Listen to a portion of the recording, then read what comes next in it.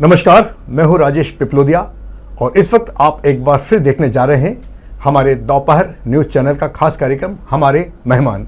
तो इस वक्त हमारे बीच मौजूद है जानी मानी हस्ती जो कि मॉडलिंग की दुनिया में भी एक नाम इनका चलता है। इसके अलावा मिस एमपी और मिस इंडिया फर्स्ट रनर रह चुकी है, आप एयर होस्टेज भी रह चुकी है। नाम है पूजा शर्मा जी।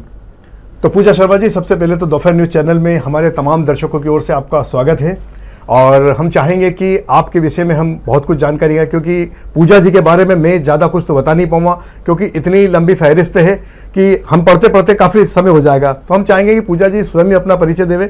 पूजा जी, सबसे पहले तो आप अपना पारिवारिक परिचय दीजिए कि ये मॉडलिंग की दुनिया में आपने कैसे कदम रखा, किसकी प्रेरणा से आपने ये सब काम किया है और इसमें परिवार के लोगों को कितना योगदान रहा है, क्योंकि आमतौर पर देखा गया है कि लड़की और मॉडलिंग करे या टीवी चैनल में काम करे। मैं एक चीज़ और आपको बताना भूल गया कि पूजा शर्मा जी कलर्स चैनल के अंदर एक बहुत ही बढ़िया सीरियल के अंदर भी आ रहे हैं, उनकी मुख्य भूमिका है और जल्द ही वो प्रसारित भी होने जा रहा है, उसके विषय में भी हम चर्चा करेंगे। फिलहाल तो हम इनके जानते हैं कुछ पारिवारिक पृष्ठभूमि के बारे में, क्योंकि आप महिला हैं, लड़की हैं और आमतौर पर लड़कियों को एक सबसे बड़ी दिक्कत का सामना ये करना पड़ता है कि ये मत करो वो मत करो। तो आप इस मुकाम तक पहुंची है, तो आपके परिवार के लोगों का इसमें कहाँ तक योगदान है?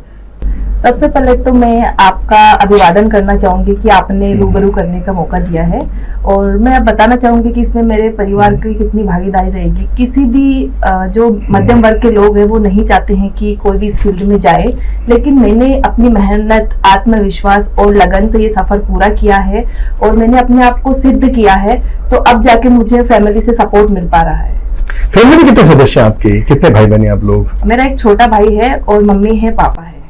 अच्छा, बड़े आप ही हैं जी। तो इसका मतलब दायित्व भी आप पर ज्यादा हुआ है। आपकी एजुकेशन कहाँ रही है, क्या इंदौर में रही है कि बाहर भी आपने कुछ शिक्षा ग्रहण की है? मेरी एजुकेशन इंदौर में ही रही है, मैंने बीएससी और एमएससी कंप्लीट किया है। और ये मॉडलिंग की ट्रेनिंग आपने कहाँ से ली, कहाँ प्रशिक्षण लिया इसका?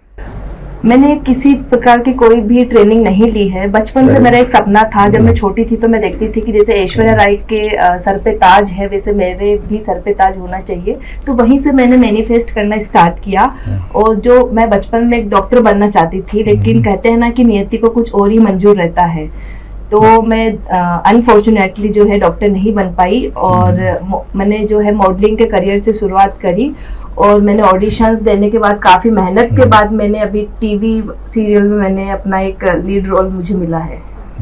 ये मिस इन एमपी जब आप बनी फर्स्ट बार, जब आपके सिर पर ताज आया, क्योंकि ताज की ख्वाहिश आपको शुरू से थी, तब कैसा महसूस हुआ? उस समय क्या फील किया आपने?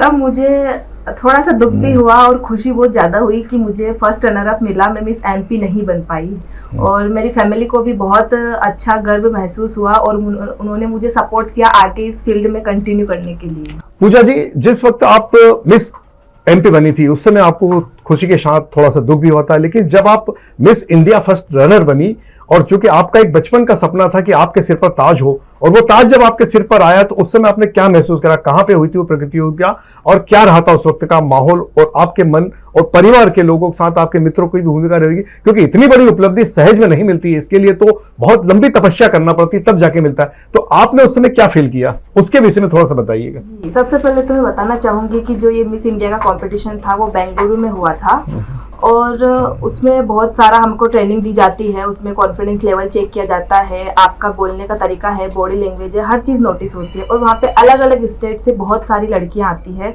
जब मुझे फर्स्ट रनर अप का ताज मिला तो मुझे बहुत अच्छा फील हुआ, खुद पे प्राउड फील हुआ, मेरे मम्मी पापा को भी मुझ पे प्राउड फील हुआ और जो मेरा सपना था सालों से बचपन का कि मुझे मेरे सर पे ताज पहना जाए वो फाइनली मुझे मिल गया था और उसके बाद मुझे बहुत सारे टीवी इंडस्ट्री से भी ऑफर आए जो कि मैं अभी इस मुकाम पर हूँ। काफी अच्छी जानकारी दी आपने और आपको उसके लिए हम एक बार फिर से बधाई देना चाहेंगे कि इतनी बड़ी आपने उपलब्धि की और हमारे इंदौर के लिए तो ये बहुत बड़ी उपलब्धि, क्योंकि इंदौर स्वच्छता के मामले में और भी तमाम मामलों में नंबर 1 है। तो चूंकि हमारी इंदौर की एक बेटी, इंदौर की एक प्रतिभा देश लेवल पर अपना नाम रोशन करी तो निश्चित तौर पर इंदौर का नाम भी गौरवान्वित हुआ है। तो हम पूरे इंदौर वासियों की ओर से, पूरे मध्य प्रदेश वासियों की ओर से इन्हें शुभकामनाएं देते हैं। अब ये बताइए मैडम कि अब आगे आपका क्या है, मतलब क्या जीवन के बारे में सोचा है आपने, क्योंकि अब आप इस मुकाम पे पहुंच गई, टीवी सीरियल में भी आप हैं, तो क्या फिल्म लाइन में जाना चाहती हैं आप? क्या? बिल्कुल, मैं फिल्म लाइन में भी जाना चाहती हूँ। ये तो बस एक शुरुआत है। मैं अपने आत्मविश्वास, मेहनत और लगन के साथ इस मुकाम पे पहुंची हूँ। आगे मेरी सपना है कि मैं एक अच्छा प्रोजेक्ट करूँ, अच्छे जो एक्टर्स हैं नॉन फेस उनके साथ में काम करना चाहूँगी। अच्छा, ये आप अन्य लोग भी जो कि मैं समझता हूँ हजारों नहीं बल्कि लाखों की संख्या में लोग ट्राई करते हैं। कई बच्चे हैं जो आज भी बड़े बड़े क्लासों में जाते हैं, मॉडलिंग के लिए करते हैं और बाद में वो असफल हो जाते हैं, कुछ तो उस स्टेज तक जाके फेल हो जाते हैं। तो ऐसे लोग जो कि तमाम प्रयास के बाद भी असफल हो जाते हैं, उन लोगों के लिए आपका क्या संदेश है? मैं यही संदेश देना चाहूँगी कि ईश्वर ने हम सबको खूबियों से नवाजा गया है। आमतौर पर क्या होता है कि लोग अपनी खूबियों को पहचान ही नहीं पाते हैं, और अगर इंसान में भीड़ से अलग पहचान बनाने की चाहत होती है तो हमें अपनी खूबियों को तलाशना चाहिए, उसको नकाशा जाना चाहिए है। और एक जो कंफर्ट जोन होता है और सीमित दायरे से बाहर निकलकर निरंतर प्रयास करने पर ही आप अपने सपनों को, ख्वाबों को पूरा कर सकते हैं और महान सफलता प्राप्त कर सकते हैं। काफी अच्छी प्रेरणादायक बात कही है आपने। तो उस शेर को भी कहता है कि जो कहता है कि कौन कहता है आसमान में सुराग नहीं हो सकता, एक पत्थर तो तबीयत से उछाल कर देखो यारो। तो कोशिश तो हमें करना ही पड़ेगी, हर व्यक्ति को करना पड़ेगी। और ऐसे कई लोग हैं जो टीवी सीरियल में का ख्वाब देखते हैं कि हम जाएं और 1 या 2 एपिसोड के बाद में वो फ्लॉप हो जाते हैं। कई बार देखा गया है कि लोग रिटर्न जब हो जाते हैं तो वो आत्महत्या भी कर लेते हैं। तो ऐसे लोगों को आप क्या संदेश देंगे कि हमसे अपना जीवन तो समाप्त ना करें वे लोग? अगर असफलता है ठीक है, आज कल असफलता नहीं है तो कल सफलता भी होगी। तो ऐसे लोगों को आप क्या संदेश देना चाहेंगे? ऐसे लोगों के लिए मैं यही संदेश देना चाहती हूँ कि उतार और चढ़ाव तो एक जीवन का हिस्सा है, लेकिन हमें कभी हार नहीं माननी है और निरंतर प्रयास करते रहना चाहिए। अच्छा, इंदौर में या मध्य प्रदेश में ऐसा कोई आप इंस्टीट्यूट खोलना चाहते हैं कि जिसमें अन्य लोगों को भी इस बारे में प्रेरणा मिल सके, कोई ट्रेनिंग मिल सके? क्योंकि तमाम ऐसी प्रतिभा हैं जो प्रतिभा तो है लेकिन उनको सपोर्ट नहीं है। तो ऐसे लोगों के लिए क्या करना चाहिए? क्योंकि मध्य प्रदेश सरकार से कई लोगों ने भी गुहार की कि भैया यहाँ पर एक ट्रेनिंग सेंटर होना चाहिए। बीच में बहुत लोगों ने ख्वाब भी दिखाया कि यहाँ पे एक से एक बढ़िया दृश्य नुमा मतलब माहौल है, तो वहाँ पर फिल्म इंडस्ट्री खुल सकती है। बाहर के लोगों ने आए और उन्होंने कुछ को तो जमीनें भी ले ली थी लेकिन बाद में वो कुछ कर नहीं पाए। तो इंदौर में ऐसा कुछ होना चाहिए कि नहीं होना चाहिए आपके हिसाब से? उसमें आपका क्या सोचते हैं आप? बिल्कुल होना चाहिए, क्योंकि कई लोगों को क्या है, मौका नहीं मिल पाता है, फैमिली से परमिशन नहीं मिल पाती है, किसी को फाइनेंशियली प्रॉब्लम रहती है। तो ऐसे लोगों के लिए एक बहुत अच्छा प्लेटफॉर्म मिलना चाहिए जिसमें सभी को मौका मिले, सभी अपना टैलेंट दिखाए। और जैसे मैं एक अच्छे मुकाम को मैंने हासिल करा है, वैसे वो जिनका सपना है वो लोग भी अपना मुकाम हासिल कर पाए। वैसे फादर आपके क्या करते थे मैडम? आप परिवार जो आपका मतलब किस पापा किस क्या सरकारी नौकरी में थे या कोई बिजनेसमैन है जो उन्होंने भी सपोर्ट किया? क्योंकि इसमें स्वाभाविक है कि फ्री में तो कोई आदमी आगे जाता नहीं है। जितना हम परिश्रम करते हैं उससे ज़्यादा हमें और भी दूसरी चीज़ों की आवश्यकता पड़ती है। तो सिर्फ परिवार का सपोर्ट और संबल तो बहुत ज़रूरी है। तो पारिवारिक बैकग्राउंड क्या रहा है आपका?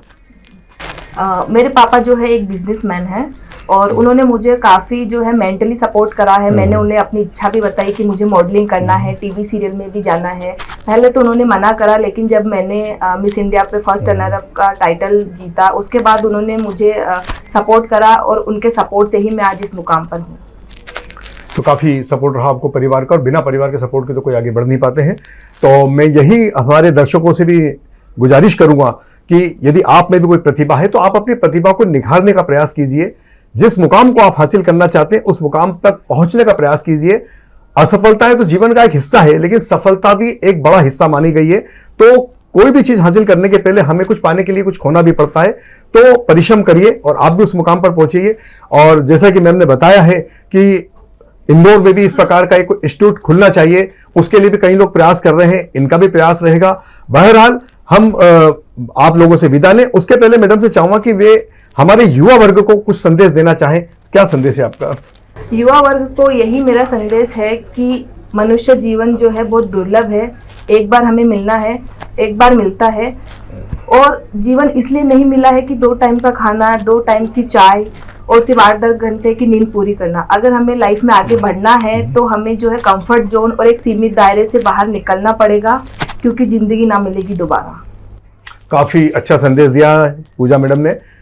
कई लोगों को देखा गया है कि वो सफेद घोड़ों का चित्र अपने घर में लगा लेते हैं और सोचते हैं कि वे भी तरक्की कर जाएंगे, लेकिन उसके पीछे लॉजिक यह है कि आपको सुबह अल सुबह जल्दी 4 बजे 3 बजे रात से उठना पड़ेगा, दिन भर घोड़ों की तरह दौड़ना पड़ेगा, तब जाके आपको सफलता मिलेगी। वो तस्वीर यह संदेश देती, खाली तस्वीर लगाने से भाग्य नहीं बदलता। तो हम पूजा शर्मा जी का एक बार फिर अभिवादन करते हैं और आप तमाम दर्शकों की ओर से ये विदा ले। उसके पहले इन्हें एक बार फिर से शुभकामना देते हैं कि अपने और आगे मुकाम पर बढ़े और जल्द ही ये जिस मुकाम पर जाएगी, हम एक बार फिर इन्हें हमारे स्टूडियो में बुलाएंगे और भी इनसे चर्चा करेंगे। फिलहाल हम विराम लेते हैं। नमस्कार।